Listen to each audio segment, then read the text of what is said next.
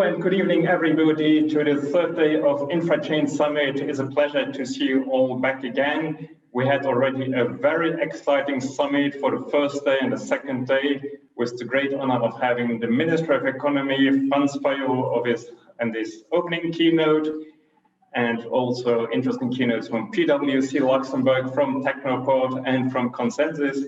And today, of course, we have another very interesting program. My name is Tom Cattles. I'm the project lead of Infrachain, and I will be your master of ceremonies for the day today. So thanks again for joining us in this virtual edition. It's the fourth edition. Normally we do it as a one-day event in the physical world, but like everybody, we have to switch as virtual as well. So we're very happy to have you here today. Before we start with the program, just a few housekeeping rules. Please keep your mic shut at all times, and also don't share your screen unless you're asked to do so.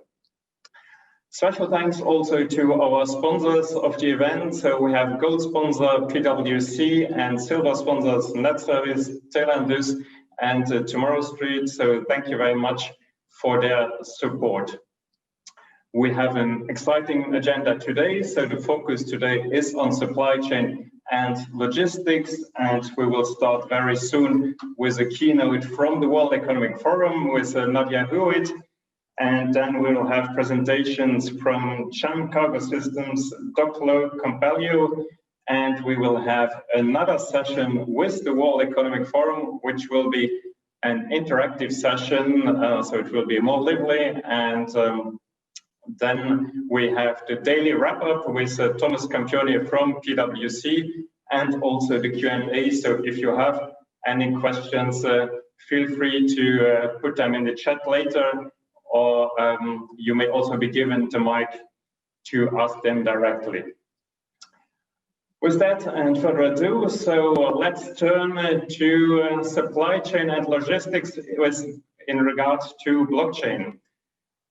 I think you all agree with us that the supply chain and logistics sector is really awash in data. And we know that this data can be impactful, but right now it's mostly siloed. So question is, what is the future of sharing, accessing, and harnessing the full value of data? And it is against this background and context that the World Economic Forum is working on the Data for Common Purpose initiative, where they explore and co-design in a new flexible data governance model using blockchain and other new technology enablers to allow for unlocking data opportunities both for public and for private goods and commercial spheres. And I'm very happy to have now today with us Nadia Hewett, who is the project lead of the Data for Common Purpose initiative, and who will deliver a keynote on blockchain's role as a key enabler in the future of harnessing the value of data. Nadia leads the projects at the World Economic Forum Center for the Fourth Industrial Revolution that shape the future of technology governance in data policy and blockchain technology. She has an extensive background in digitization, strategy, product management, sales, and operations, having worked with Maersk for more than a decade on major initiatives across the globe. And she possesses a deep passion for addressing critical, complex issues facing society. Nadia holds an MBA with Kellogg School of Management and a BA at Stellenbosch University from South Africa. Very glad to have Nadia with us today. She's joining from the US. So Nadia, please, the mic and the screen is yours. Thank you, Tom. And thank you, Infrachain and the Luxembourg government for a great 2 days of best practice sharing and exchange. And with that, welcome to day 3 of the Infrachain Summit. It is a great pleasure for me, Nadia Hewett, with the World Economic Forum, to address you in this keynote. So during the last 2 days of Infrachain, there's been a lot of idea sharing and exciting updates on blockchain governance and implementation. This keynote considers the opportunities with blockchain from the perspective of data. Many blockchain leaders understand that with the direction blockchain technology is moving in, we also need to explore and educate through the orientation of data. Data is, after all, what makes it possible to leverage blockchain and other 4IR technologies like artificial intelligence. Also, access to data is what is in many ways impeding us to accelerate blockchain and its adoption and scale. As you very well will know, data impacts every company, regardless of the industry or geography. And the supply chain and logistics sectors are awash in data. The pace of data creation is only accelerating with the growth of the Internet of Things. We know this data can be impactful, but right now, it's mostly siloed. COVID-19 reminded us, and painfully so, just how inaccessible this data is beyond where it is being hosted. And this siloed nature of data has to do with a lot of complexities in the data ecosystem. The reasons for the siloed nature is varied. Some siloed data is due to lack of digitization, while some other organizations have built artificial data silos with the idea to protect their competitive advantage or position. Other reasons are regulatory barriers, business barriers, and others. With that, blockchain technology, the decentralized and distributed nature of it has holding many promises. Yet we're still finding the ecosystems and the data sharing within it to be closed. Closed ecosystems, closed type of data sharing and data exchanges. We know that a lot of this data can be helpful to build more resilient, agile, and transparent supply chains and have impact on economies. Data used in one part of the supply chain can be reused elsewhere. And the opportunity is this: we need to enable circular data economies and explore ways to create virtuous cycles where value can be tapped over and over again from the same piece of data.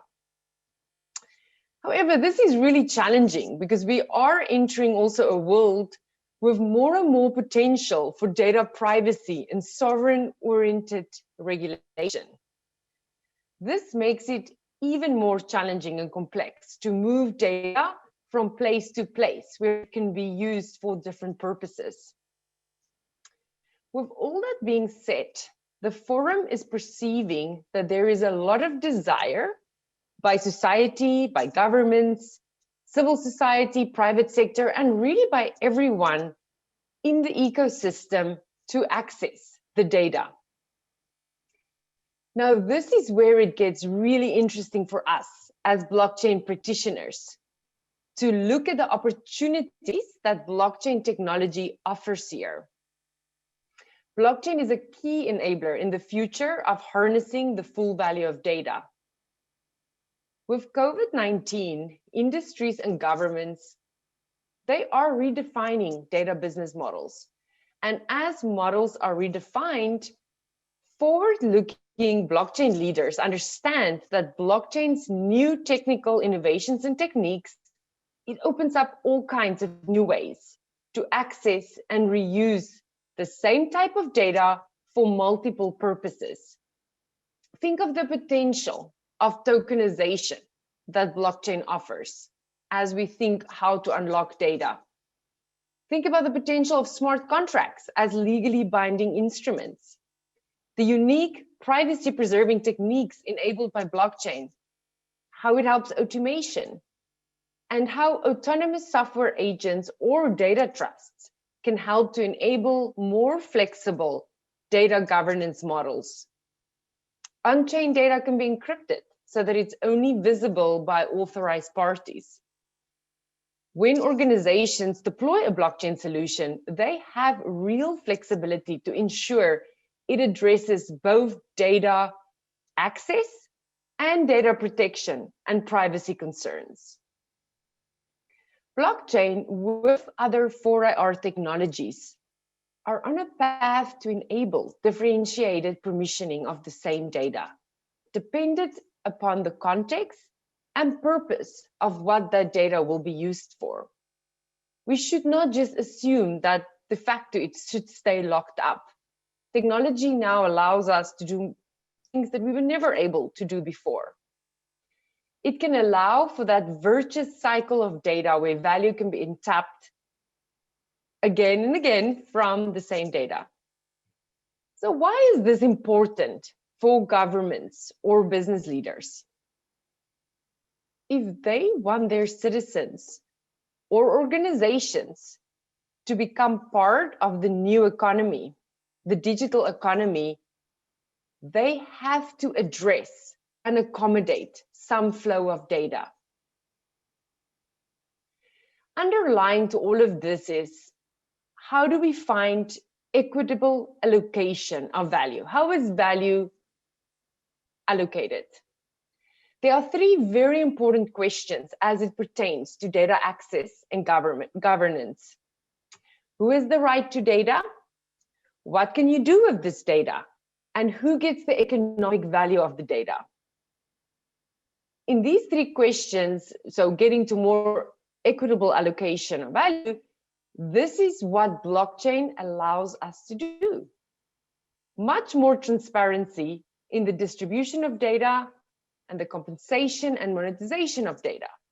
It can also allow us to more accurately source data when coupled with other 4IR technologies.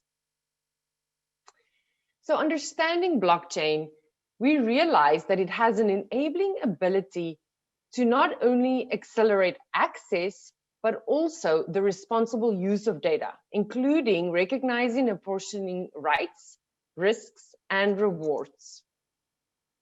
For future leaders, if you want your citizens, organizations, customers, and partners to become part of the data economy, exploring, innovating, and educating with blockchain technology is important. And you can position for future success now. As Tom also mentioned, with the World Economic Forum, in collaboration with our public and private sector partners, we are leading an initiative, the Data for Common Purpose initiative, where we are creating a new flexible data governance model that allows for the combination of data from personal, commercial, and government sources. Blockchain will play a key role in the data architecture and as an enabler of allowing the combination of data while still respecting rights.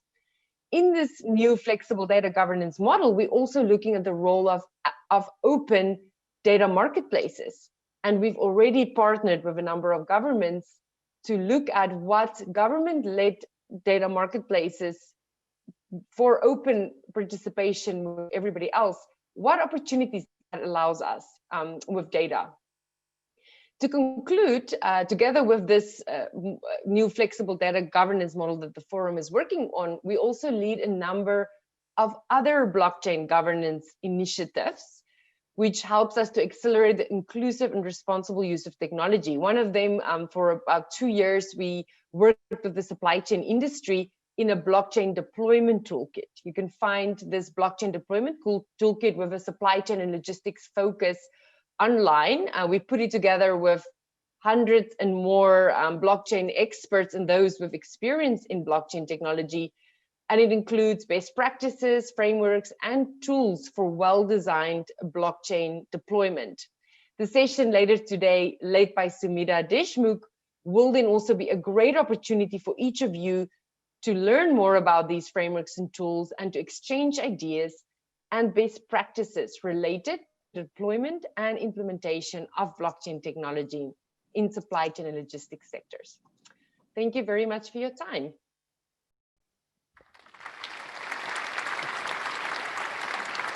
Thank you, Nadia, indeed. And to make it less virtual, so we have little applause for each of our speakers. So love that. I'm taking that idea. So we don't feel less alone when we are at home in front of our camera and speaking to ourselves. Yeah, actually, that applause was much nicer than the real one sometimes. So I might be able to, I might get used to this. Okay, we'll continue with a bit of fun, actually, because we also have a contest at the, well, thanks of all, Nadia.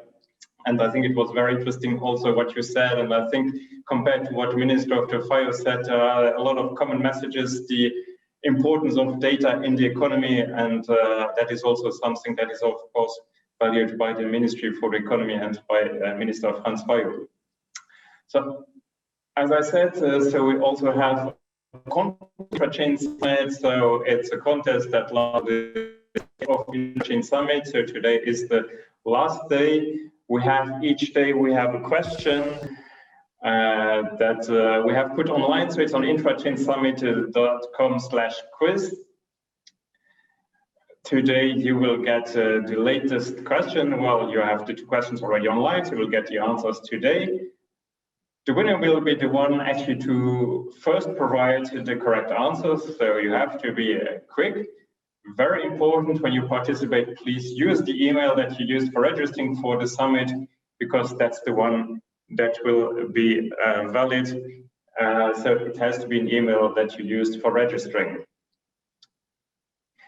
You had already a short sneak preview now of what's coming now. I'd like to thank again our sponsors. Without them, we could not have made much of this. You saw this nice studio that we had the last 2 days. Today we have another studio, and we also have a short commercial break. So please see some messages from our sponsors. Etherna, blockchain made simple. Etherna offers an easy way to integrate blockchains with any customer applications. Etherna guarantees full application compatibility and interoperability with the client's existing IT system. Etherna ensures faster transactions, reduced costs, and greater compliance with GDPR directives. In addition to API interfacing services, Etherna offers products designed to provide a registration certificate on the blockchain for all file types, be cert, perform secure online voting via blockchain, e-voting, certify a supply chain or a production process on blockchain, be supply, sign certified documents on blockchain, be signature. Etherna, blockchain made simple. www.etherna.com.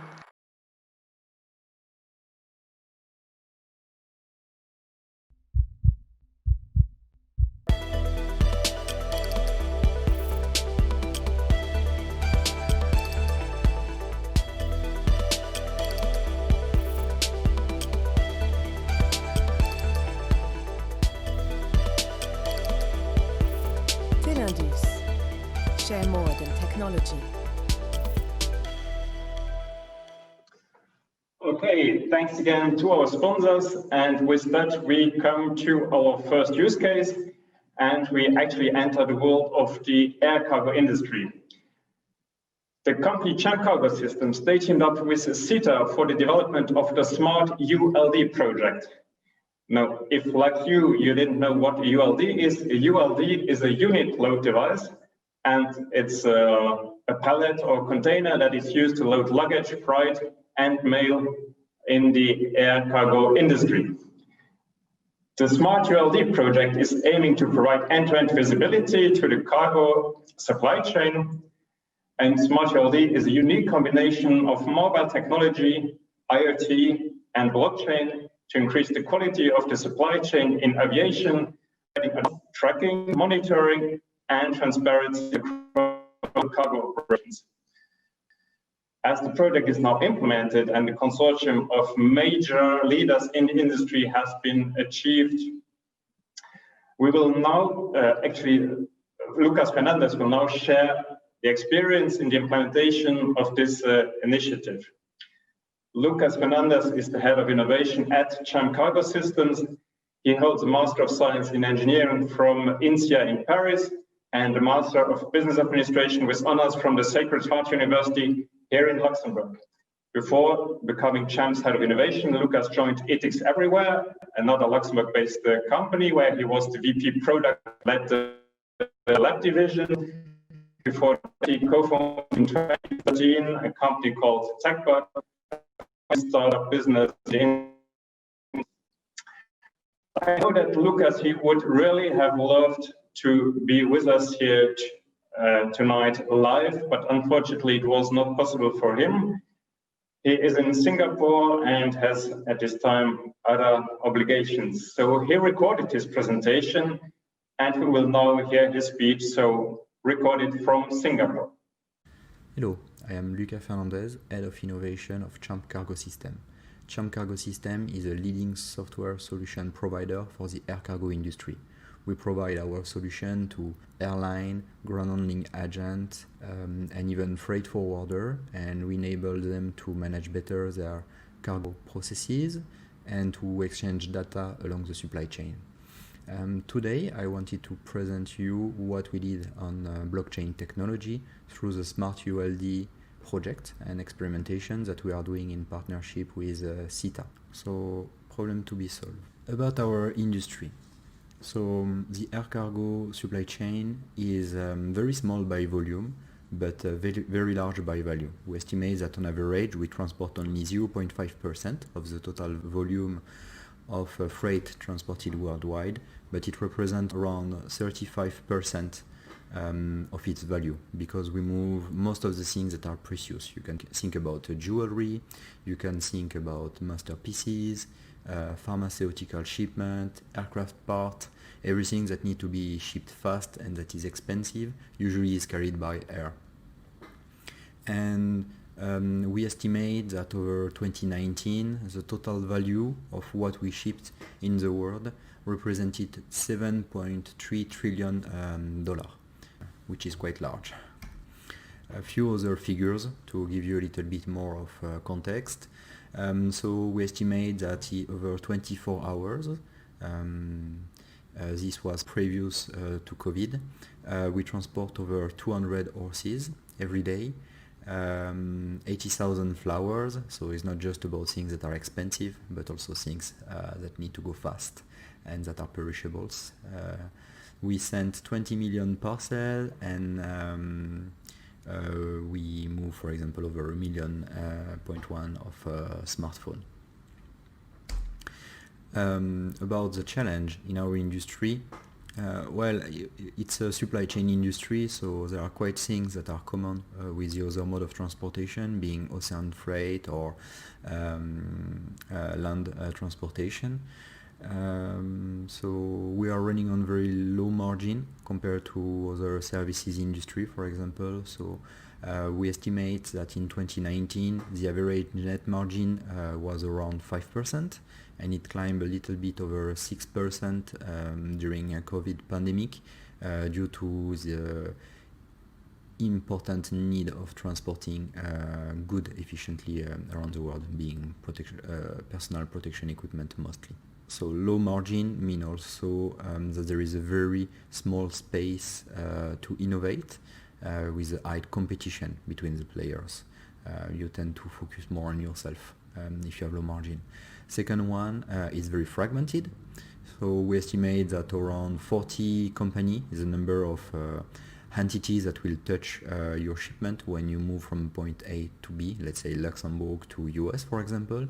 So the usual suspect, of course, you can imagine that there is the airline, there is the handling agent, but you have also to think about the custom agent that will clear your goods. You have to think about the insurance, the bank, the trucking company, the warehousing company. So there are really, really many actors that enter into it, which means that it's very difficult to align between the various participants of it. Sharing data is not really always in the spirit, because what may be a good data for you will bring you an advantage against your competitor.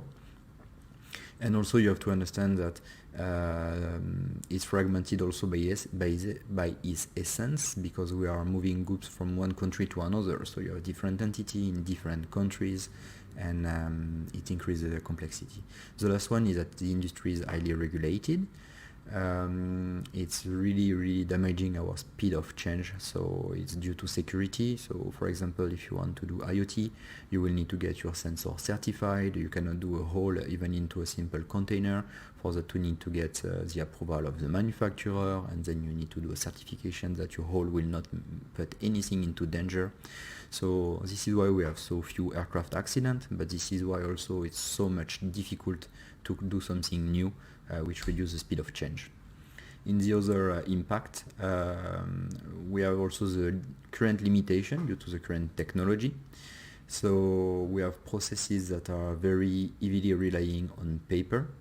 55% only of the processes are digitized are out of today.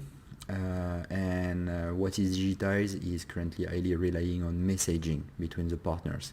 It's not email, of course, but it's a little bit like the SWIFT protocol in the bank system. So every time an event happens along the air cargo supply chain, the various actors will send message to update each other.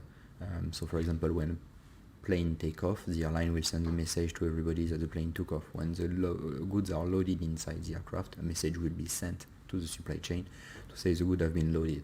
The problem is that it's a point-to-point way of exchanging information. We can eventually forward the message, but as it's a one-to-one communication, this tends to fragment the data because maybe the information will circulate and will not be forwarded.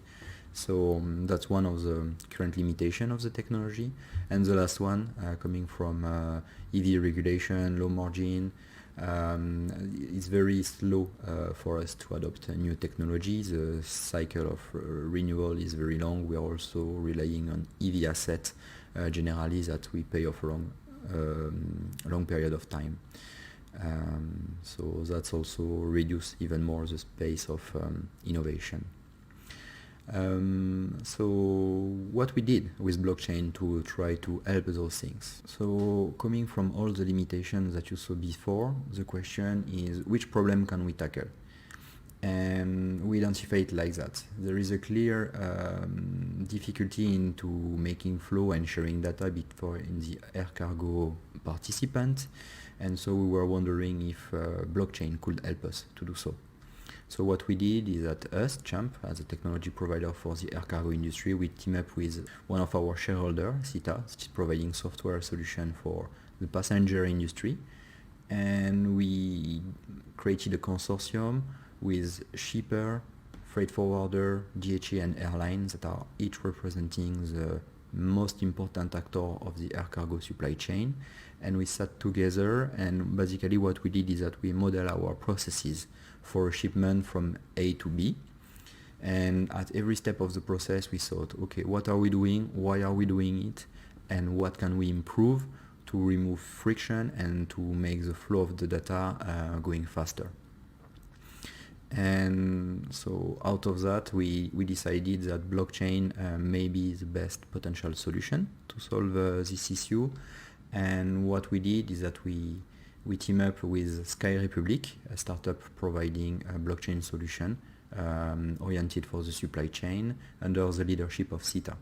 And the idea was to put in place a permission event blockchain with the idea to have a central notary that is responsible for executing all the contract based on the event that he received from each member. So each member is running his own node, he's having a copy of all the smart contracts.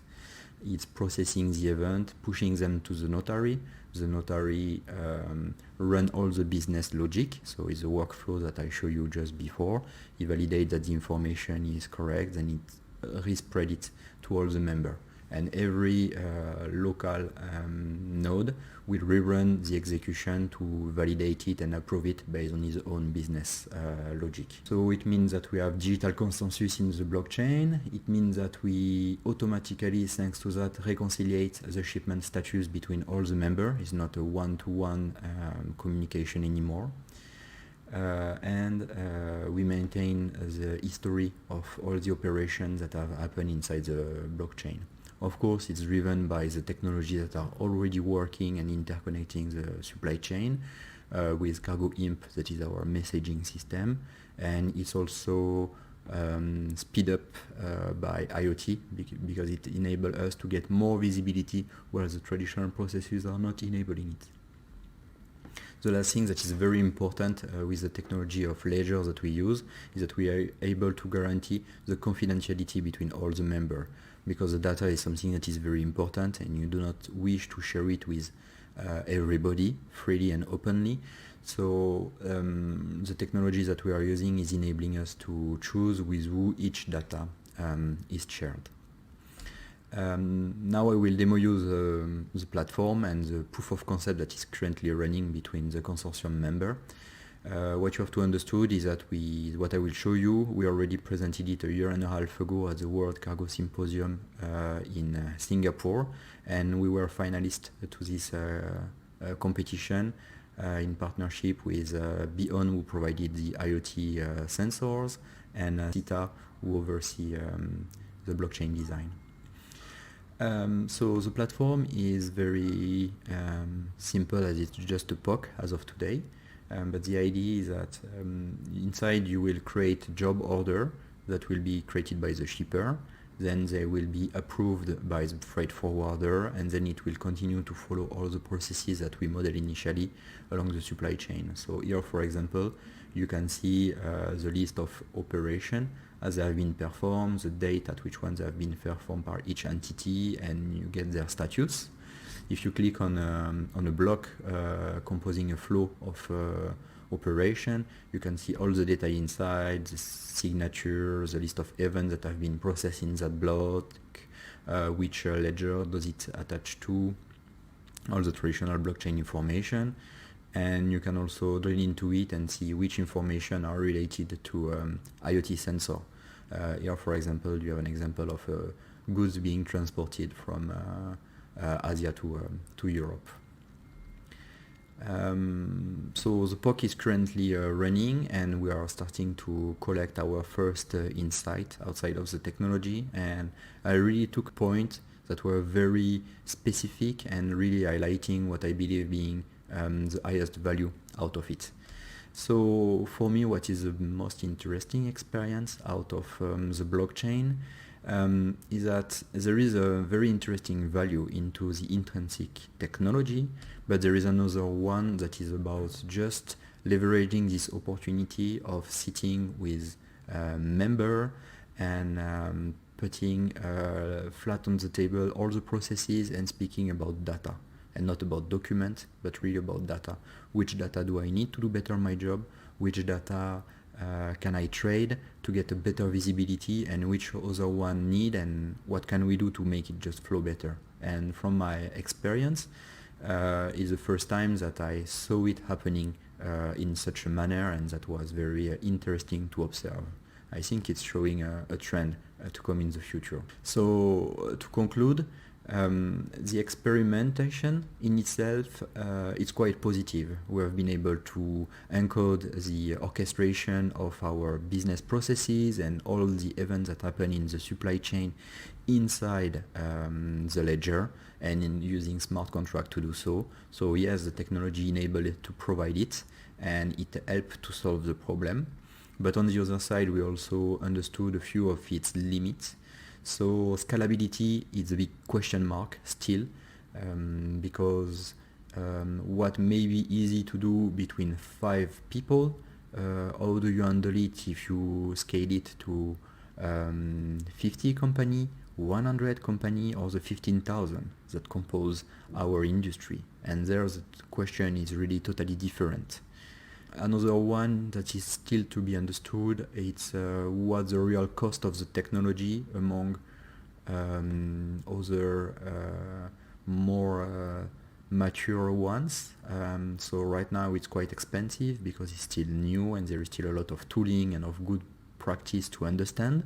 But in the future, will it be absolutely equal compared to more traditional technology? Will it provide just a small overhead compared to a very big benefit that you get out of automatic synchronization of the data between the participant, of the the archiving of all the data and the fact that you can trust that they have been properly stored, the fact that you can align on the business processes and that you can anchor them directly into the data network distribution. For us, it's still to be understood, and we are really looking forward to the future of the technology to see how it will mature, how it will evolve, and which issue we can tackle with it. So I thank you all for your attention, and I wish to all of you a very nice end of the event. Thank you very much, Lucas, for the contribution. And we've heard it again, so the value of data, which is really critical. And what was also interesting here is that the major challenge was scalability. And that is actually something that might be useful as an information if you want to win the nicest Sonos speaker in our contest. So do not forget this information. From the air cargo industry, we now move to the maritime sector. One common issue when starting a blockchain project is the integration of legacy systems. You probably all agree on that. And in the blockchain in supply chains project, Dockflow and Legit have mapped the opportunities and challenges of blockchain technology in the Belgian region of Flanders. In that project, 3 potential applications for blockchain in supply chains were investigated. The first one, certificates, the second one, track and trace, and the third one, e-documents. We now welcome Troy Muyshondt, who is the CEO and co-founder of Dockflow, and I hope that I did pronounce your name correctly. Troy, he will tell us a bit more on this topic, and he had always actually a great passion for logistics. He started differently, not directly in blockchain, but actually as a transport lawyer. And he then explored the entrepreneurial path when he enrolled for an MBA at the Antwerp Management School. At that time, blockchain was just becoming popular. But Troy was already fascinated by the distributed ledger, and he decided to write his thesis on the topic of using blockchain technology in supply chains and logistics. And it's actually based on that later this evolved into the company Dockflow. Troy joined us from Belgium. So Troy, the mic and the camera is yours.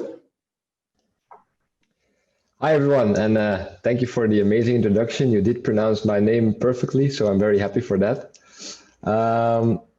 I'm very happy to be here and to present our use case.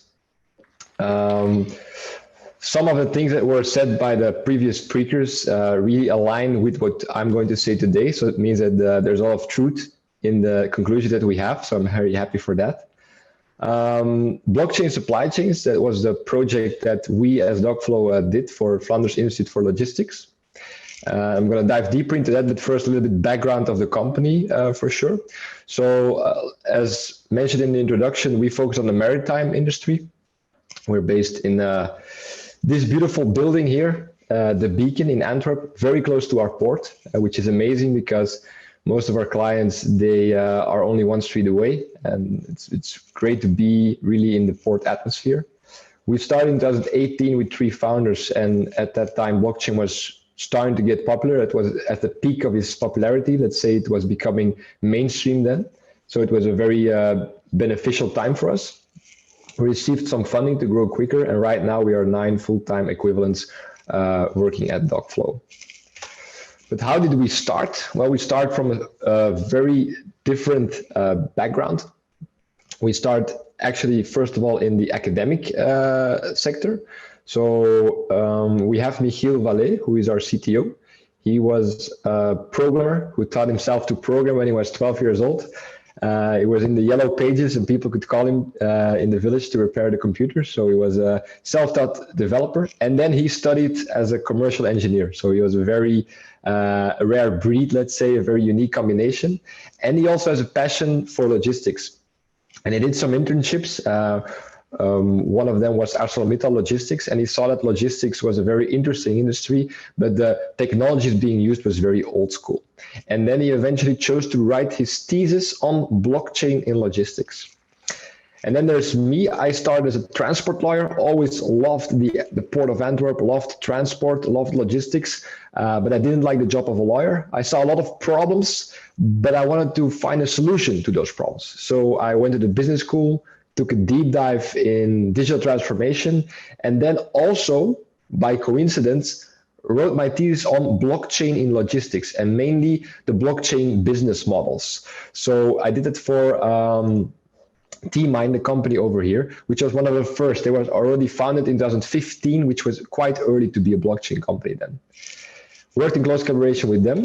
And then by accident, I met Michiel. We didn't know each other before, and we talked about our thesis. And very funny was that we had the same conclusion. So everybody was yelling on top of the roof like blockchain will solve every problem in logistics, but we had a different view. We said that blockchain is an amazing technology, but to solve every problem, that's a bit brave. And we think that the mindset has to change in logistics before blockchain can really do something. That was our main conclusion in the thesis. And then not long after that, a third person joined us, Pauline. She was the person with the most experience in logistics. She actually came from a freight forwarding background. And she said like, okay, I know that logistics is very interesting, but there is so many things going wrong. I have to print out documents, scan them again, post to the mailman for him to deliver specific documents that's required for regulation. So she really knew the ins and outs of the logistics industry, the practicalities, and then she joined the team and became our product owner, which is a perfect fit for her. Now, we all connected, when we started Dockflow, we all connected around this idea of the physical internet. So we love logistics because it's a very long-standing challenge, like how do you transport goods as efficient as possible? And if you go to the extreme of that, the most efficient goods could travel from A to B is by the good deciding the most efficient route itself. And that's actually the physical internet. It comes from the idea of an email. If you send an email, then the email will find the most efficient route itself. That's what happens in the internet, the TCP/IP protocol. So it goes to different roads and finds the most efficient way.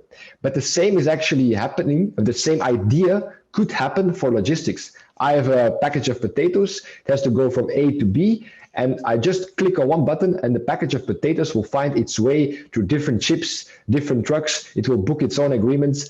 That's the idea of the physical internet. Now that's something that's a utopian view, but we wanted to work towards that. We wanted to create that. That was our mission as Dockflow. So that was our why, the why, how, what framework, that was our why. Why do we exist? We want to make logistics as efficient as possible with the physical internet.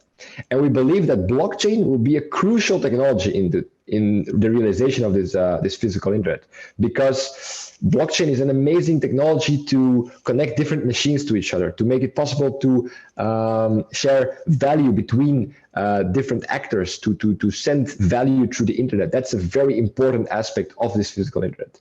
So we were always looking for blockchain as the main instrument of the realization of this. And then the question was like, how are we going to start as a company? We are a company, you have to make money. Who's going to buy our solution? Who will use it? How do we do a pilot? Those were all very important questions. So to start, we said, okay, let's first start on what we know already about blockchain and help companies with our knowledge with blockchain projects, because there were a lot of companies.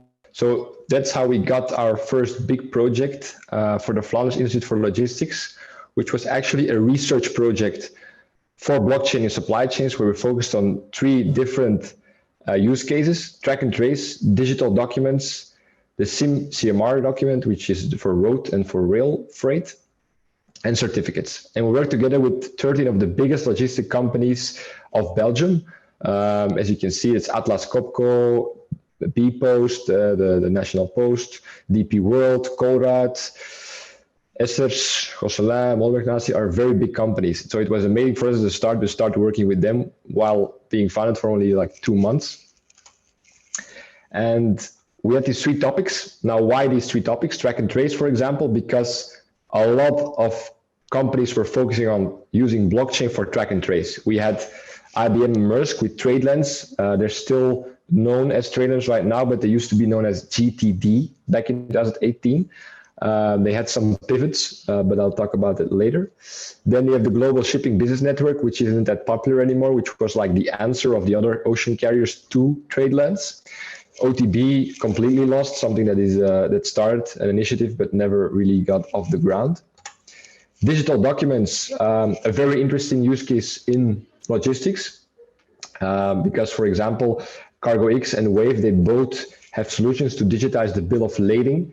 And the bill of lading is it's a crazy invention. It's a paper, but the person who holds the paper is actually owner of the goods. So what happens is that if goods leave at port A, then the paper has to be flown over by plane to port B, because the owner of the goods has to receive the paper before the goods arrive so that he can pick them up from the ship, which is a crazy solution because you have to pay to fly goods with a plane to the other side of the world. It's ridiculous, but it's still useful in logistics. That's why these use cases are very popular and very interesting, because they can just, well, blockchain is ideal for that. It can make it possible to just transfer something of value to another party, and it is a solution for the double spend problem. You don't have this thing anymore once you transfer it on a blockchain. So that's great use case there. And then the last one was certificates. For example, TBS X3 has certificates for the authenticity of wine. T-Mining had the phytosanitary certificate, which was also a great use case. Like, you can say these apples are certified, boom, it's in the blockchain, and you have it as a source of truth. So we did this research project and we had different results. First of all, the part about the documents, it's completely possible. It's not that hard technologically, it's very easy. We built it ourselves in 2 months because the project also required us to build real software. We built it in 2 months, 1 month of building, 1 month of fine tuning. Technologically, it's very easy. The hard thing is regulation and the people, because regulation logistics is very rigid. So it would only work bilaterally if you have an agreement with another party. But the problem is that in logistics, it's a collaborative effort. On average, around 30 parties work together to go from point A to point B. So you have not to only have a bilateral agreement, you have to have a bilateral agreement with all different parties, which is quite a hassle because everything is subcontracted in logistics, because it's a very fragmented business, like was mentioned before in the previous talk. So very difficult. The hassle of creating these agreements to be able to use a digital document is a lot bigger than the gain of using a digital document. So documents, I'm not going to dive deeper into that. It's perfectly possible, great use case, but regulation is holding it back. Then most important thing that the other use cases didn't go as planned was the fact that the blockchain mindset wasn't there. In logistics, everybody's afraid of benefiting their competitors.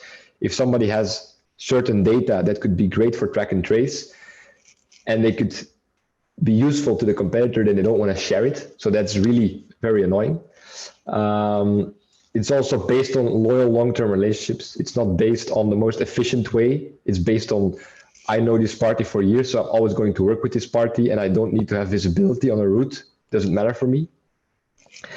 Logistics has many secrets. While we were doing the project, we really saw like emails that accidentally mentioned like, hey, let's not tell them this. Let's not tell them that we are actually subcontracting the entire transport and just making money off someone's back. Those things really happen in logistics. So it's very hard to create the technology that is a single source of truth if people don't want the truth to be known. And then the last one, and I think it was mentioned before, but it's also the most important one, data quality is a big issue. It's terrible. The data that they have is terrible. So let me just give you a few examples of the track and trace transport that we've done. This was a very short one from the port of Antwerp to Gosselin, an importer who just imports it with a small ship, a barge, and then trucks it to different locations. So what happened, point one, an ocean ship arrived at the port. We had AIS connection with the ship. So through satellite, we knew the location of the ship. We used geofencing to give a milestone, but then someone in the terminal also had to give a milestone of the container is being discharged of the ship and is being placed on a barge, the small ship. From the moment we know that, then we could follow the barge. We followed it here, also through satellite, but another satellite system, because those two satellite systems are separate systems. And then it arrived again here. Again, geofencing was being used, but also manual input of a person was required to know that the container was off the ship and that the right ship arrived. So a lot of manual input even for this small route, but we had even more difficult routes. We had a route here with BCTN and BP Oil, which was a very similar route to the canal, to the port, but then from the port of Antwerp to the port of London. So that was an even more difficult shipment, because then we had another party we required information from.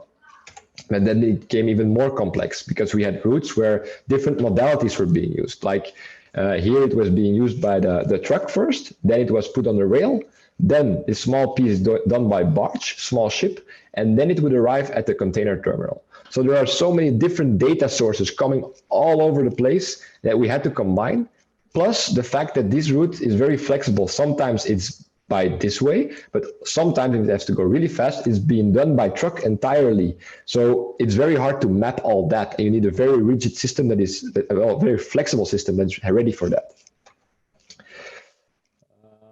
Some more roads, but this was the easiest one and the most interesting one. It was just going from A to B by rail. And it had only one modality, which was great. So we did some very cool stuff here. From the moment it arrived, we built a smart contract that the transport was being paid automatically. So that was, because it's an easy route, it's great. We can do great stuff with that, but 99% of the routes in logistics aren't that easy.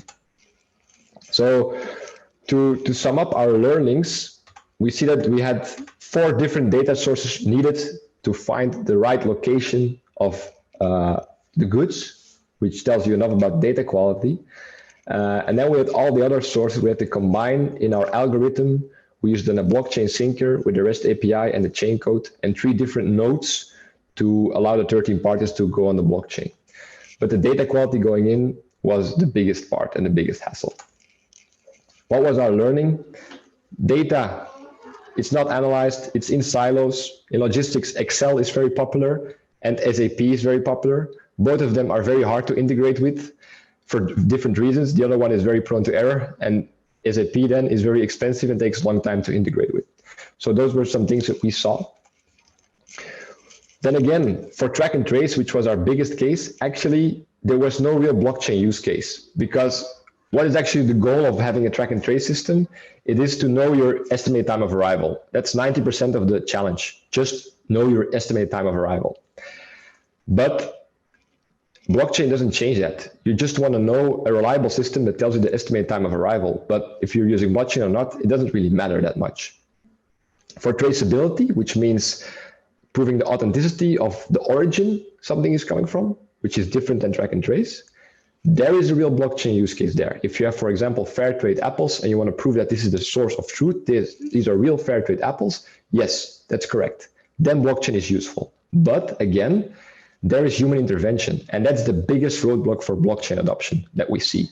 If a human is standing at a computer and has to type, this banana is coming from a farmer which was paid an honest share, he's going to type it either way. He's not going to make a difference. And if you're using blockchain or not and hashing it, it's not going to make a big difference. And these initiatives like Fairtrade and Oxfam are very dubious. I've talked with people who have interviewed 200 farmers talking about blockchain and trying to solve this problem. From the 200 farmers, only 4 knew that they were being certified by Fairtrade, and 2 of them asked where their money is. So it's very hard if you think that blockchain could solve things like this. What I do see as a possible solution is machine-to-machine data transfer. I don't have a lot of time left, but this company is a great company doing that. It has built a machine, it takes a picture, the picture is hashed in blockchain, and the picture can be used as evidence for preventing damage to the cargo caused by packaging. So it just proves that the packaging was done right. And because of it, it's a machine that takes a picture and then puts it in a blockchain. That's a total different story because there's no human intervention. Back to our story, we want to create the physical internet. We know that we aren't there yet, and blockchain is great technology, but at this point, we have to face the first roadblock first, and that is data quality. So what we are doing as Dockflow right now is just creating a very smart algorithm to get data together on one platform, making it visual and making it shareable. That's the biggest challenge right now, and we are focused on solving that first, and blockchain will be important for us later. thank you very much for your attention. I'm looking forward to the questions later.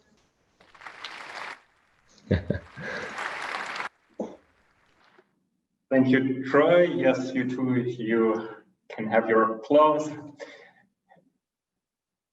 And thank you for this very interesting presentation. I think there are a few terms that are really recurring in these presentations. We are here about the data of value. We have heard about silos so far.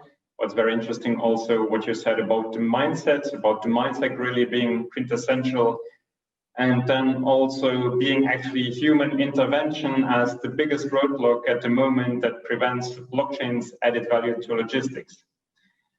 So very interesting learning. I think that's what we want to do with Infrachain Summit. We want to have these kind of learnings so that we can all together progress and know what are the roadblocks that we have to address when implementing blockchain projects. So human intervention is actually something that you might also remember if you want to participate in the quiz. Now here in Luxembourg, I have winter. It's already quite dark. We're getting closer to quite exciting things ahead of us. But at this time, you know, some of you maybe want to have a glass of wine. And so let's just have a look now at the wine industry. So something completely different from air cargo and maritime sector. Well, though not maybe that different, because I think the wine industry also needs the air cargo industry and the maritime sector. And we'll have a look now at the CapChain. CapChain is a joint venture. It's a joint project, by Compellio and Guala Closures. And CapChain is aspiring to drive blockchain innovation in the wine market. CapChain combines the smart packaging caps developed by Guala Closures and Compellio's blockchain middleware solution called the Compellio Registry. And this use case will now be presented by Denis Avrilionis, PhD and founder and CEO of Compellio. Denis has been active as an entrepreneur in the software industry since 2001 already, and having created and managed both business consulting and software product companies, he acquired experience in the whole business lifecycle from early design to the commercialization of software products and services. Denis, as I had, so he holds a PhD, and his PhD is in computer science from the University of Grenoble in France. And he also worked as a visiting scientist at the Software Engineering Institute at the Carnegie Mellon University in the US. I guess that everyone could see my screen now, I hope. Yes. Yes, yeah, the screen is there. Excellent. Okay. So CapChain is a project that also I can happily announce now that has been supported by the Ministry of Economy of Luxembourg as a research project. So it's a double pleasure of presenting the project today. Going back to the details of the presentation, it's a joint presentation between, joint project with Guala Closures, that is also based in Luxembourg. And the solution is based on our product, the Compellio Registry. So the point of view that we're adopting here is the point of view of the things that actually get transported in the supply chain. So we are focusing on products. And what we really want is to have the possibility to exhibit the quality of the products that actually get transitioned in the supply chain. So the focus is on the physical assets, anything that could actually be in the process of flowing, and the focus that we have is also the fact that we know that in the context of the supply chain, there will be systems that actually should be integrated. So we are not in a pure play blockchain solution as in other cases.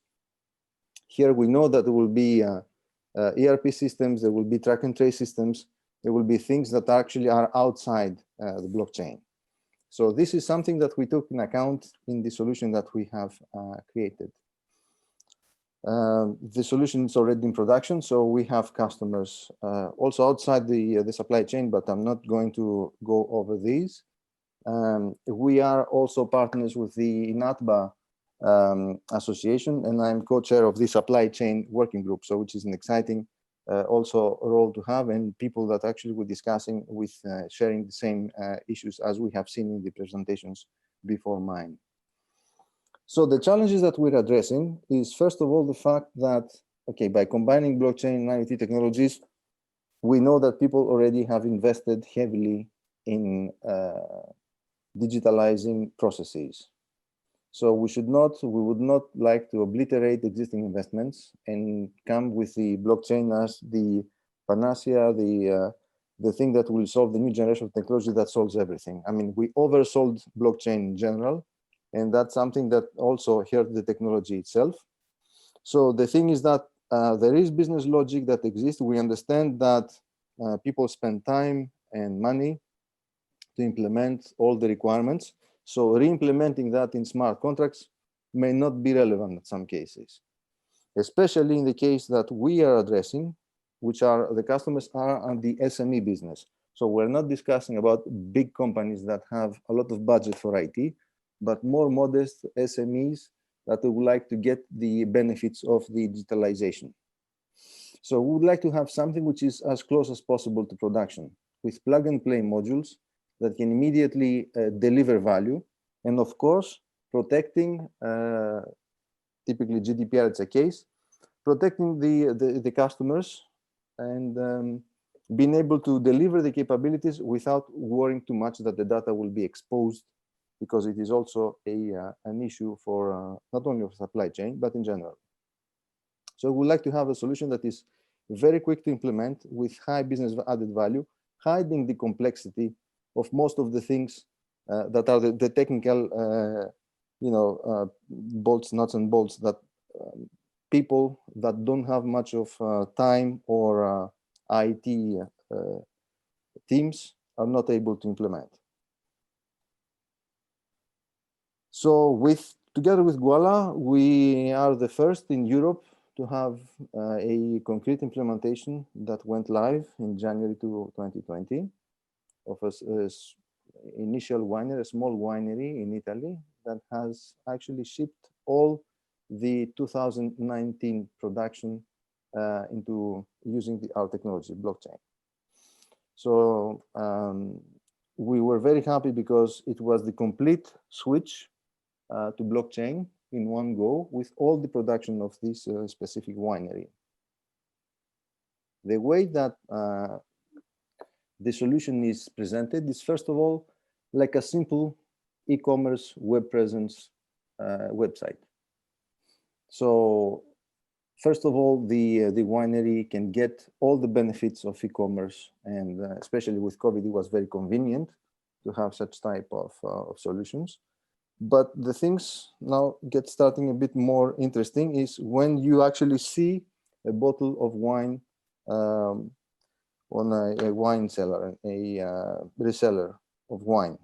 So the things that you can do, it's first of all, by a combination of IoT, just by tapping on the bottle, much like you do with your Apple Pay processing the POS, you touch the bottle with the iPhone or with your smartphone, and then you could see all the information of that specific bottle when it was shipped and the trace of that bottle directly on your smartphone.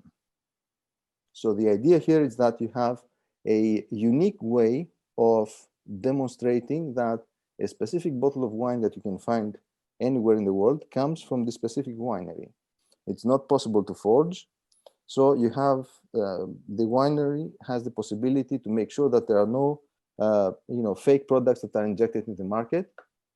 And there is also the possibility to trace that the specific products go in the specific region. So you don't have any gray market issues there. So you can access the certificate, you can see down to the tag IDs of the chip, everything is registered on blockchains. And because we are having small SMEs that actually using the solution, they're not able to set up their own blockchain themselves. So one important thing that we thought that it was interesting to have is the possibility to use existing public blockchains. Since nothing in terms of data flows in the blockchains, we have Chinese wall between the information that we are keeping that is related to the products themselves and the blockchains in which we are registering these products. So we offer out of the box the possibility to integrate with Ethereum and Bitcoin public blockchains. But given the fact that our solution is capable of integrating multiple blockchains, we can integrate private blockchains or consortia blockchains at the same time. So if you want to use it out of the box, you don't have to set up any blockchain. You can use public ones. The second very important aspect is the fact that since we're discussing with consumers, the solution has to be able to offer transparency as much as the winery wants to exhibit. And of course, because we are discussing for products that have high added value, it is very important for wineries to be able to give more information about the product. So it is the possibility, here we see an example of the provenance, so the parcels from which the wine is produced.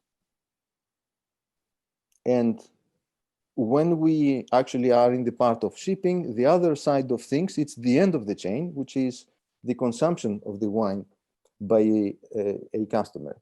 So we offer the possibility to have a virtual cellar where every bottle that you consume, and consuming is one time of operation, and this is also registered on blockchain, so you cannot reinject one product into the market again.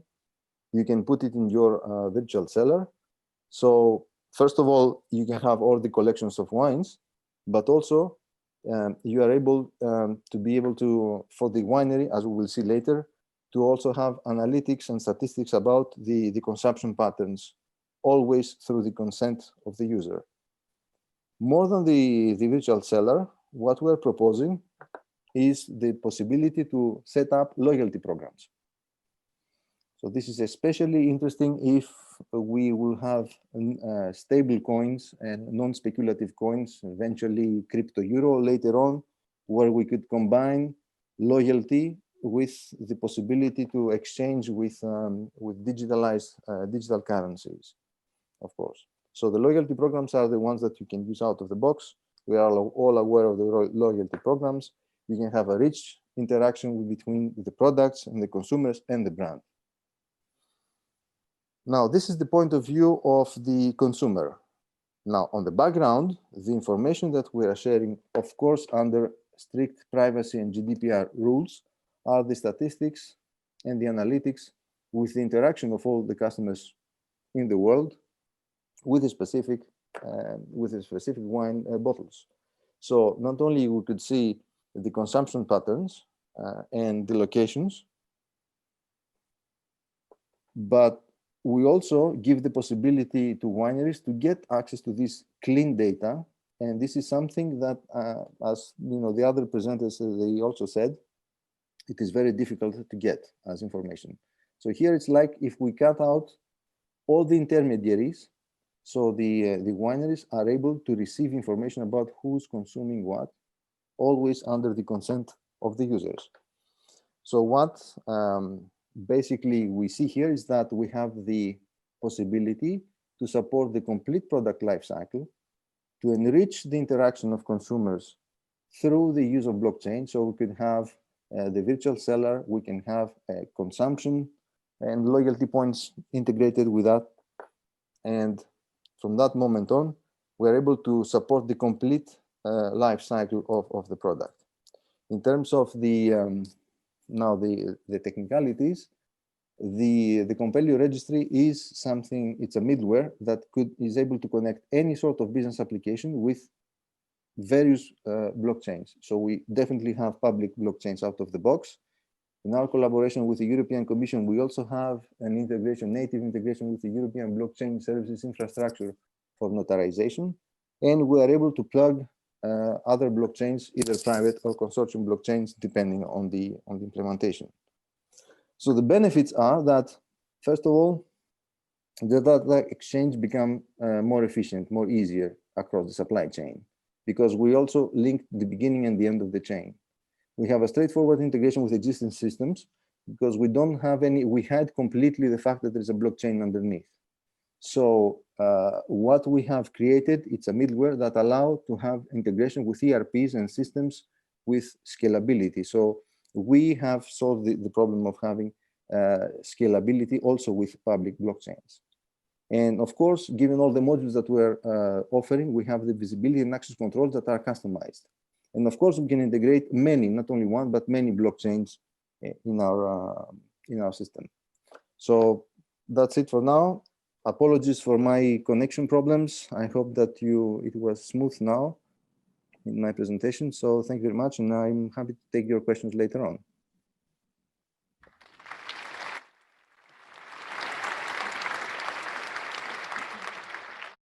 Well, thank you very much.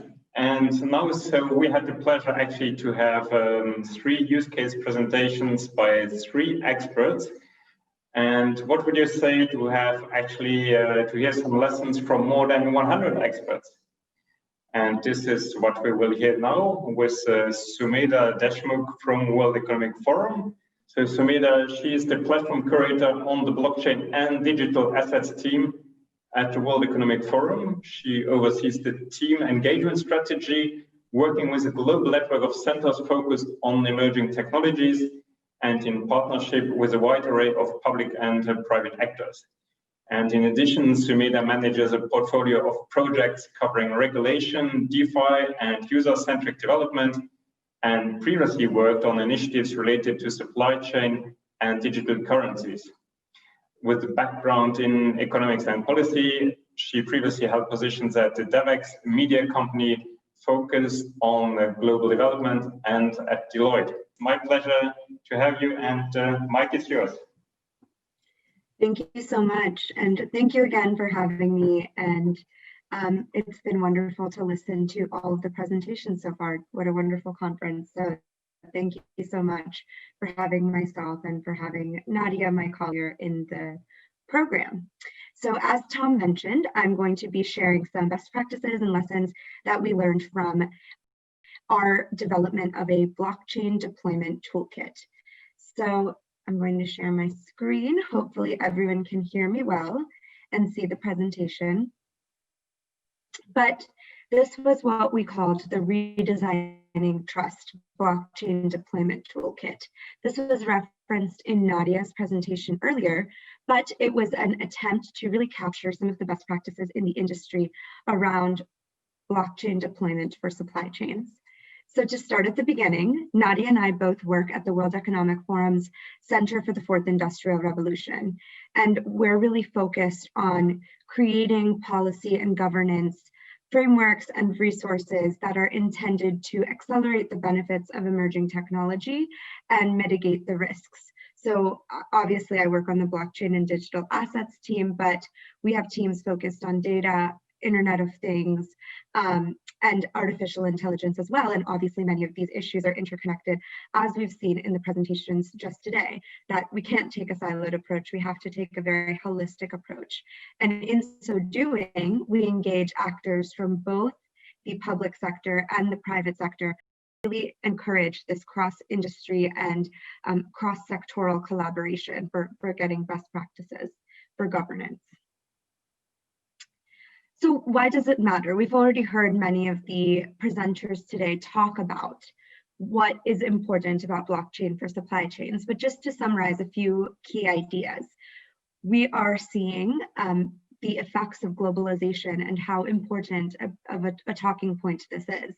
And obviously over $16 trillion in goods are shipped across international borders. Of course, we're in the middle of what everyone says is unprecedented times with COVID-19, and that's highlighted many of the challenges and opportunities within supply chains. We've seen where there are maybe weaknesses where we can make improvements. And then, of course, we are looking for ways to have better supply chain business. So really, how do we enable key aspects such as resilience, transparency, and integrity within supply chains? So there's a lot of opportunity here. And just to ground that in a little bit of reality, This is going to be an interactive session, so we'll call on audience members and hopefully engage you as well. We want to hear from you and a couple of members from the audience who have gone through this. So we just heard from Denis, and then we also have Frank, who I'll call on to share 2 case studies and really dive into a couple of specific opportunities and challenges they're seeing related to blockchain for supply chain deployments. So with that, Denis, if I can call on you first to share a little bit about some of the opportunities and challenges as a framing of your experience with a blockchain for supply chain deployment. Yes, so coming back to a few things that have been also said by the previous presenters, the interoperability and the data integration are very important in the context of supply chain. And there is one thing that we should not overlook, which is the total cost of ownership. So having already waves of technology where companies have already invested, I don't think that it's relevant to come and say with blockchain that you have to re-implement or you have to push the business logic that you already have in systems because you have to re-implement the smart contracts. These are simply things that in terms of the total cost of ownership may not work. And as we move on to SMEs and would like to democratize the digitalization, and we saw how important this is in a context like now with COVID,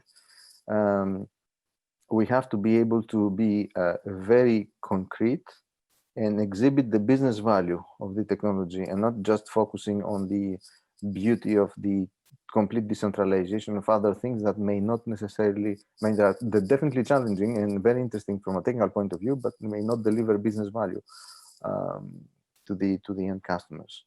So that's one of the most important things that we have seen. The other thing is that as we move on, we have opportunities, especially if we connect with IoT, to create a richer product interaction with customers.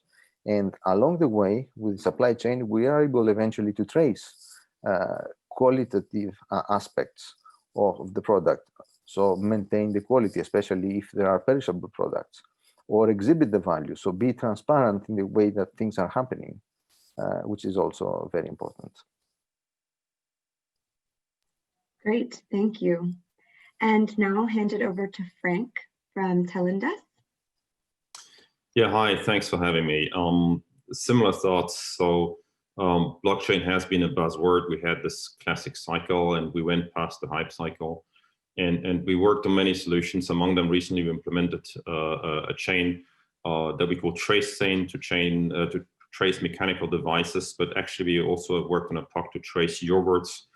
And what is really important is actually to start with the issue at stake and to work your way from there to see how you add value. Whether it's blockchain or not actually becomes a secondary concern. So often we look at the issue first, we ask ourselves, well, actually, is blockchain adding any value in this context or not? And after we see that, we say, okay, now we want to select within the world of chains we have, which chain actually fits that issue. And we went even beyond that because we split blockchain in 3 technological components. One is basically a chain of immutable transactions. The other is basically a consensus mechanism to create trust among a group. And the third are distributed databases. And sometimes you only need 2 of those 3 to build a solution. And some people get shocked about that and say, well, it's not really a blockchain, but to us, it doesn't matter. What matters is that, the users have an improved experience, so that there's value for them. So if I look at that trace chain that traces these mechanical pieces, if you render something traceable and visible by communicative people on a public chain, in this case, actually the devices are public, not the users. They're pseudonymous, so you see where they are, but you don't necessarily see who they are. But that gives you trust, and suddenly what that opens, it's a door, for example, for a secondary market, because you actually know where the piece has been if you buy it. There's no surprise anymore. There's no playing around with it. You know whether something has actually been maintained. Another example, if you deliver a stack of yogurts and you have an IoT device on it that clearly tells you, okay, this is the temperature there was during the whole travel, this is the vibrations, this is the maximum humidity. Again, in a split of a second, you create trust and you know whether you're going to accept the delivery or not. So the core of it is really start with the value for the user and work your way back from there into, you know, blockchain or any other technology.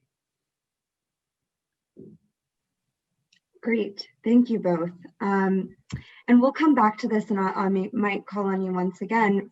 Frank, Denis, and I had the chance to talk in depth and at length about their solutions and about some of the opportunities and challenges that they faced in that. And we had a very rich discussion around this value proposition, around key aspects such as data integrity. So for example, the interaction with the IoT devices and making sure that we do trust the data, interoperability, particularly with legacy systems and ecosystems. So we'll get into that a little bit. But before we get into that, just wanted to kind of summarize. So, you know, we've just heard from a couple of real life examples of what are these opportunities and challenges in blockchain for supply chains. And we want to make sure as we are going into this digital transformation that we're creating solutions that are inclusive, responsible, and interoperable. However, we are seeing that there are some challenges that we face, you know, lack of visibility, perhaps misaligned interests, or a lack of trust. You know, as they mentioned, market hype, contradicting statements that may not necessarily provide value to customers. There are some of these barriers that still remain. So with that landscape, we wanted to offer an open resource that could help shape responsible blockchain deployments to maximize the potential and the impact of the technology. So the World Economic Forum's response to this was the Redesigning Trust Blockchain Deployment Toolkit. So as Tom mentioned in his introduction, this is really a compilation of best practices across the industry. So we tapped insights from over 100 organizations. We created interactive tools and checklists, and it includes case studies from 40+ use cases. And I'll walk you through a few features of the toolkit at the end of this presentation, and we can get some of your questions and feedback into the toolkit at the end as well.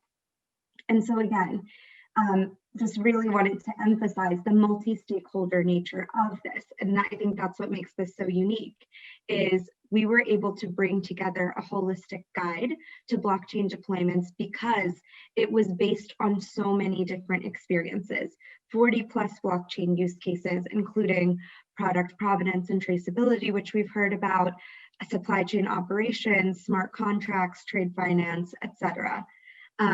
So just something to keep in mind as we go through this resource. So now I'm going to talk a little bit about the key lessons that we've learned. So just in this experience, what are some of these high-level principles for responsible blockchain deployments? And as Denis and Frank have already alluded to, blockchain is just one tool in a digitization journey. So we can't start with blockchain first and what do we want to do with blockchain. Really, companies should be, and enterprises specifically, should be approaching blockchain technology with the same rigor and requirements as other enterprise systems. So you'll see here a graphic that outlines some of these requirements that you would take for any IT deployment, including regulatory compliance, security, scalability. All of these things apply to blockchain technology. And on top of that, there are nuances specific to the way that blockchain technology is structured. So it's important to understand that this is, again, just one tool, and it should match the requirements and the impacts that you're hoping to have within the business. Another insight that we've gotten is that interoperability is key and at every level. So many of the conversations about interoperability get stuck at the technical level. So obviously that is a big consideration with any technical deployment, is how do we ensure interoperability with legacy systems, for example, between chains, etc., in terms of thinking about scalability. But that is not limited to technology. You'll see that interoperability spans multiple levels, from the infrastructure up to the platform, all the way up to the business model. So it's important to think about this in a holistic manner, rather than focusing on the technical elements alone, which can leave some of these important considerations behind. And finally, working successfully on a blockchain deployment requires working across roles and functions. So the participants in your network or in your deployment might have different considerations and might have different motivations and even different definitions or understandings of the technology based on where they sit. So you'll see there are leaders, core group, users, so many people within the ecosystem that you need to consider within the blockchain deployment. So it's really important to take a holistic and cross-functional approach when looking at blockchain deployments. Often, it can be an innovation unit or a siloed team that is working on this blockchain deployment, but that can cause challenges later down the line when others have to get involved. And there might be confusion. So for example, the term network participant may mean something significant to the deployment owner, but could mean something completely different in a different context within the organization or even to the end users. So it's very important to be clear and in verbiage and terminology, but also to make sure that all of these actors are continued to be aligned along the way. And so before I get into the toolkit, I just wanted to give a couple of examples of how this is being used, and then I'll show you the toolkit that I've been alluding to during this presentation. So we've been seeing this toolkit being used across sectors, so by governments, by enterprises, by academia, and they're being used in a number of different ways. So obviously the original intention of the toolkit was to be this guide to a blockchain deployment for anyone who might be considering blockchain. But we've been seeing how it's been used in a variety of different contexts. So for example, we've seen governments and international organizations use it as procurement criteria, in choosing procurement criteria, in an educational resource for staff and policymakers, as guidance for their own supply chain deployments, in enterprises, obviously a guide for deployment owners, but also a safety check. So if you're farther along in your blockchain deployment journey, using it to go back and understand, are you meeting several of these requirements or best practices? Using it as a playbook for consortium governance. So whether or not you're in the supply chain context, consortium governance is critical to blockchain deployments, and ecosystem collaboration is key. So there are components that can be used specifically for that aspect. And then finally, academia and think tanks using it as curricula, building on the toolkit knowledge base, and then using it in workshops and hackathons. And so with that, I will stop this presentation and I'll take us over to the blockchain deployment toolkit to show you a little bit about what is included in the toolkit. And here we are. So this is the blockchain deployment toolkit, and I will actually drop the link in the chat as well for those who would like to explore it later. But you'll see that we have this entry screen that gives a little bit of context on the toolkit. We have an executive summary that is specifically geared towards your C-level. So if you have C-level individuals that you're trying to speak to about the technology, about its value, about its the ways that you should approach it. So again, these enterprise requirements that we referenced earlier. This is a very good resource. And again, talking about some of the business value that we articulated earlier with Denis and Frank, there are some resources linked here that you can use to determine whether blockchain might be the right fit and then help build out a business case. So there's this executive summary. And then we get into the content of the toolkit, which we call modules. So these modules are both technical and non-technical functional requirements. So what are all of the things that you should be thinking about as you're going through a blockchain deployment? So they're organized into 3 categories. So I'll just uncheck all of these: comply, connect, and create. So Compliance is really around some of these legal and regulatory considerations, such as compliance, personal data handling, etc. Connect is really about the ecosystem. So how are you thinking about collaboration? We always say to go far with blockchain technology, you have to go together. So how are you thinking about working with the actors in the space? How are you thinking about considerations like intellectual property, liability, etc.? All of that are found in the Connect. And then there's the Create. So those are the kind of technical considerations of implementing a blockchain deployment, including digital identity, interoperability, data protection, etc. So you'll see it's quite a comprehensive resource, thinking not just about the technical elements, but the holistic blockchain deployment. And we'll go into a module in just a second, and I'd actually love if anybody in the chat wants to suggest a module that they'd like to see of personal interest. We can go into that module. So I'll watch the chat in case anyone sees something that's a topic that's particularly interesting. But in the meantime, I also wanted to show that there's this Navigate Key Questions tab, which really breaks it down into the questions that a deployment owner will have to answer as they're going through a blockchain deployment.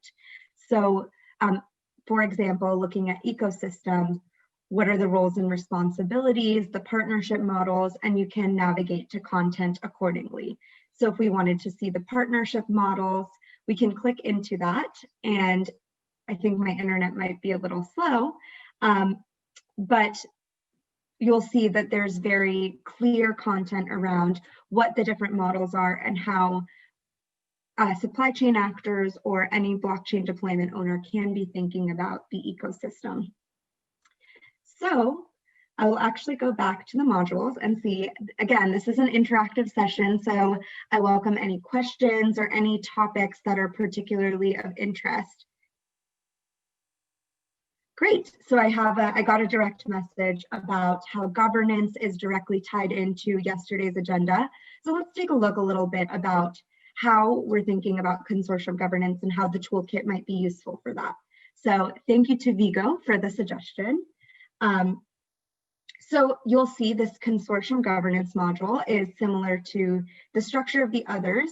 You can download this module as a PDF, or you can use it on the online interactive version. So you'll see for each module, we have a number of focus areas that really break down the background and the context for each of the modules. So for example, in consortium governance, you can see that there are a number of considerations ranging from business versus operational governance, to intellectual property, to risk management, to data sharing and storing. So all of this information is clickable and interconnected within the toolkit. And you can see, again, we're highlighting the key questions that must be asked at every stage. So you can go through all of this context and see how you are able to use it. And then we have interactive tools and resources. So for business governance considerations, a checklist, for instance, of how you can be thinking about the purpose and the subsequent governance decisions that derive from that. So for example, you'll need to articulate very clearly, what is the purpose of the consortium? What's the value that will be delivered? How is this going to impact the governance and how you want to structure the consortium? What is needed to align the incentives of the various players within the consortium governance, within the consortium? In addition, what are the deliverables? So what's the ultimate aim? How are you thinking about the roadmap and what you want to achieve as a collaborative?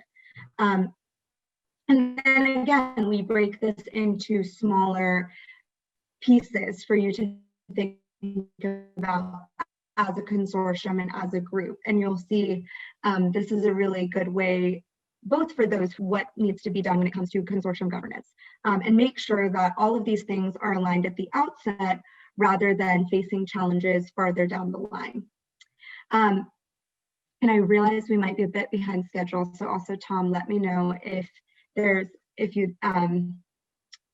we'd like to make up for any of the time earlier, but you'll see there's quite a number of subheadings and considerations within this checklist. And you'll see it ranges not just in the planning, but also operational governance considerations and taking you through really how you make this roadmap for your blockchain deployment.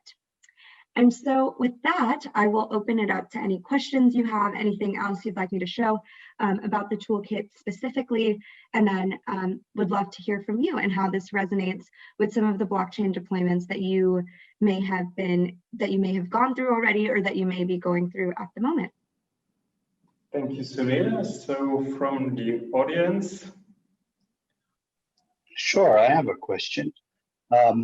Do you have a module in this kit that deals with intellectual property and patents on blockchain technology and navigating this type of stuff?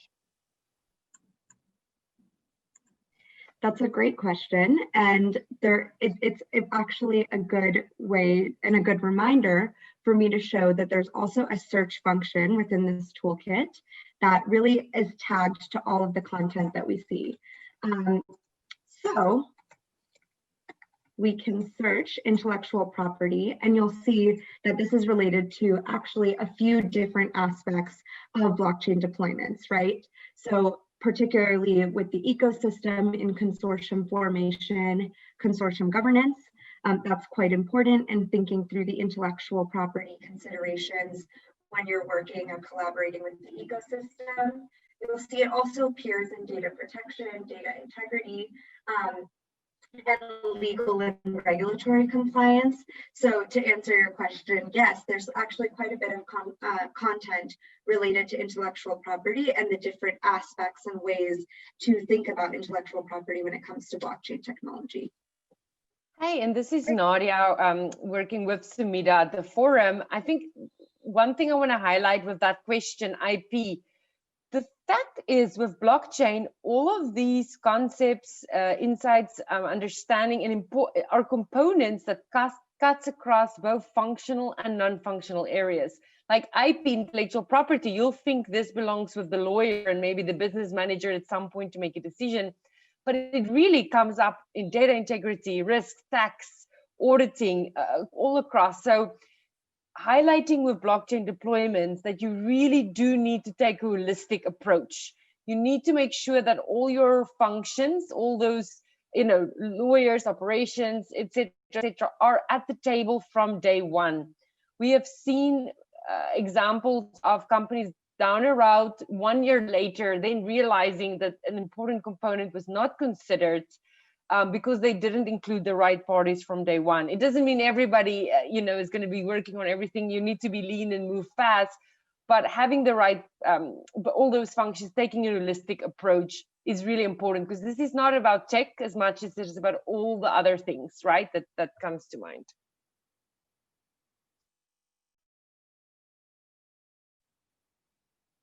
Great, thank you, Nadia. And I see a question from Sashi, or any inputs around capital markets / financial industry, please. So this toolkit is, a lot of the content is applicable to any blockchain deployment, but as you'll see, it is a supply chain focus. So a lot of the best practices that we were capturing within this toolkit have to do with supply chain specifically.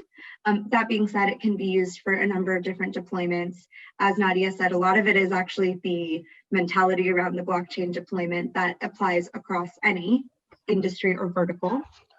That being said, we also do have specific projects that are focused around capital markets and the financial industry at the broader World Economic Forum. So I'd encourage you to look into that. You can Google World Economic Forum, blockchain and capital markets, or World Economic Forum, blockchain and financial industry. And our financial and monetary systems team has done a lot of thinking around the future of financial and monetary systems as well. Okay, thank you very much.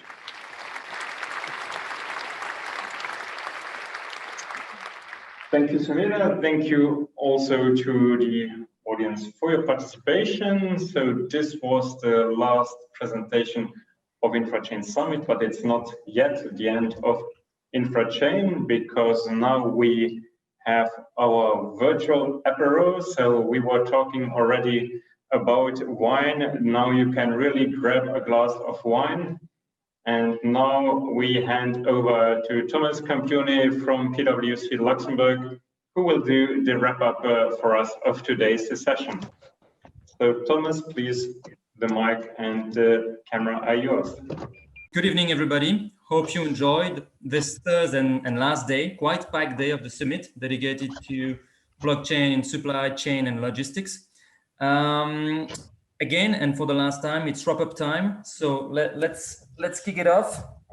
So today we actually kicked off with a very insightful keynote from the WEF, discussion about blockchain as a key enabler for harnessing the full value of data in the near future.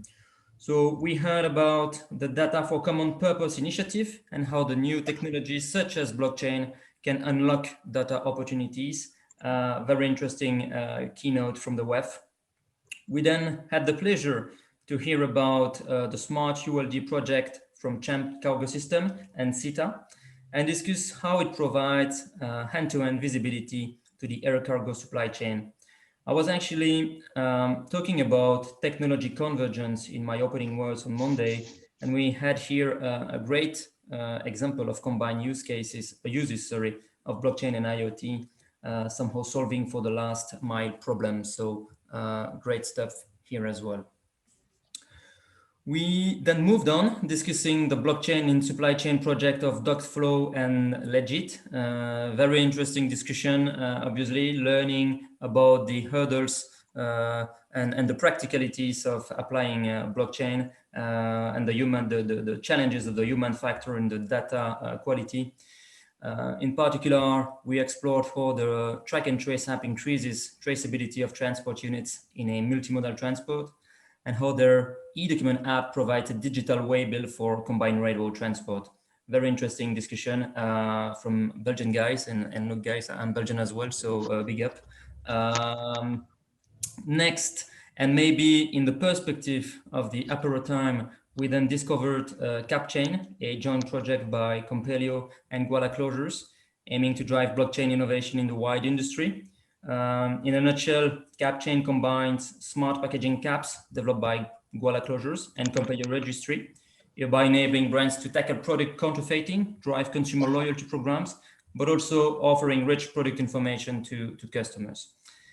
And to end the day, we then had a very interesting interactive session hosted by the WEF to discuss the lesson learned from experts when it comes to blockchain and supply chain. And we also had the pleasure to have a deep dive into the blockchain deployment toolkit, which, even if initially designed for supply chain, is also a very good source of information for blockchain deployment, globally speaking. Before handing over to you, Tom, I'd like to take this as an opportunity again to thank all the participant speakers, Infrachain, and my team at PwC for this great event. It was a very good experience personally, and I'm also personally very happy about all these great development in the blockchain ecosystem. So many thanks to all, and looking forward to further engaging with you all very soon. Cheers. Thank you, Thomas. Thank you for your great wrap-up. It's indeed a lot of content, so it's quite some work to do this wrap-up. So thank you to you. Thank you again to your team at PwC Luxembourg. I hand over now for the last closing words to the Vice Chairman of Infrachain, Laurent Kratz. Laurent, the floor and camera are yours. Thank you, Tom. So we are a bit late, so I'll be very, very fast. Just a wrap-up after the wrap-up. So blockchain, what we've learned in these 3 interesting days is blockchain is about non-repudiation. So it's ideal to tackle trust issues in business transaction. Internet has always been about removing the middleman, and blockchain is about rethinking, removing the need of trusted third party. So this trust disintermediation feature has application in finance, we've seen that, including CBDC, so central bank, in notary, in logistic, and traceability, because blockchain is about transparency.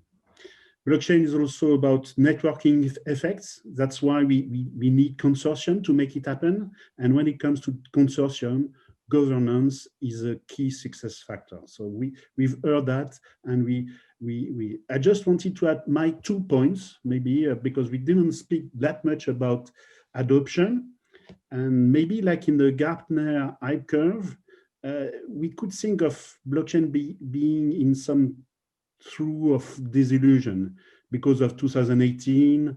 But in fact, we see that even if Infrachain is a lot about permissions blockchain example, we have very, very interesting adoption signals coming from our cousins of the public blockchain. Bitcoin and Ethereum are going to the moon again. And these cryptocurrency are no more the most exchanged cryptocurrency as we speak. Today, it's already Tether, which is a stable coin in dollar. So we see also that, for instance, Uniswap is overtaking all the centralized exchange like Coinbase. Ether 2.0 is rolling out.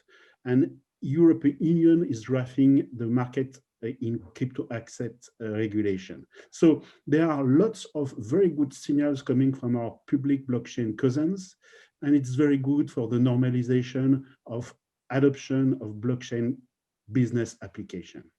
Last but not least, I just wanted to add another last point, which is we do not speak that much about that, but there is some very good selling point also thanks or because of the sanitary crisis. One of the features that blockchain brings is, with its decentralized nature, the capability of resilience. Uncentralized design, heterogeneous architecture are key selling points today in blockchain projects. Big example today, for instance, with Infura going down, centralization comes with problems, and blockchain brings some solution for that too. So that's over for my 2 points. So this is the end of the Infrachain Summit 2020. Thank you for my Infrachain operation colleagues, Tom, very good work, Christine, Thierry. Thank you to all the speakers in the studio. Thank you, Price, for the studio and online. Thank you for the audience. We are still 50. And thank you for Sure Digital Luxembourg for hosting today's broadcast. Thank you, our sponsor, PricewaterhouseCoopers Luxembourg, Net Services, Flanders, and Tomorrow Street. And if you want to stay up to date on further activities, follow us up in LinkedIn, Twitter, or YouTube, register our newsletter, infrachain.com, and stay safe. Bye-bye.